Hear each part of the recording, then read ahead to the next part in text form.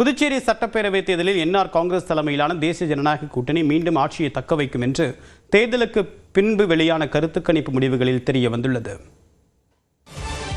30 தொகுதிகளை கொண்ட புதுச்சேரி சட்டப்பேரவைக்கு கடந்த 9ஆம் தேதி ஒரே கட்டமாக வாக்குப்பதிவு நடைபெற்றது.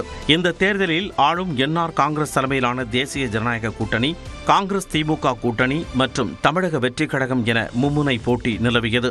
இந்நிலையில் புதுச்சேரியில் ஆளும் என்ஆர் காங்கிரஸ் கூட்டணி மீண்டும் ஆட்சியை தக்கவைக்கும் என்று தேர்தலுக்கு பிந்தைய கருத்து கணிப்பு முடிவுகளில் தெரியவந்துள்ளது. குறிப்பாக ஜேவிசி நிறுவன கருத்து கணிப்பில் என்ஆர் காங்கிரஸ் கூட்டணி 15 முதல் 17 தொகுதிகளில் வெற்றி பெறும் என்று கணிக்கப்பட்டுள்ளது.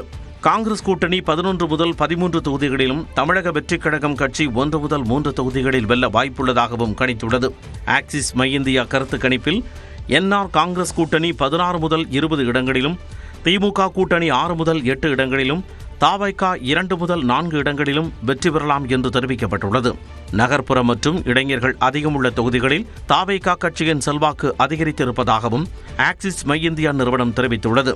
பீப்புள்ஸ் பல்ஸ் நிறுவன கருத்து கணிப்பில் என்ஆர் காங்கிரஸ் கூட்டணி 16 முதல் 19 இடங்களிலும், காங்கிரஸ் கூட்டணி 10 முதல் 12 இடங்களிலும் வெற்றி பெறும் என்று தெரிவிக்கப்பட்டுள்ளது. இதர கட்சிகள் 1 முதல் 2 தொகுதிகளில் வெல்ல வாய்ப்பிருப்பதாக அந்நிறுவனம் தெரிவித்துள்ளது. பிரஜாபோல் நிறுவனம் என்ஆர் காங்கிரஸ் கூட்டணி 19 முதல் 25 இடங்களில் வெற்றி பெறும் என்று கணித்துள்ளது.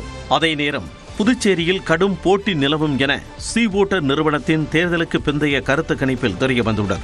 அந்நிறுவனம் வெளியிட்டுள்ள கருத்து கணிப்பில் என்ஆர் காங்கிரஸ் கூட்டணி மற்றும் காங்கிரஸ் கூட்டணிக்கு தலா 13 முதல் 17 இடங்கள் கிடைக்கும் என தெரிவிக்கப்பட்டுள்ளது.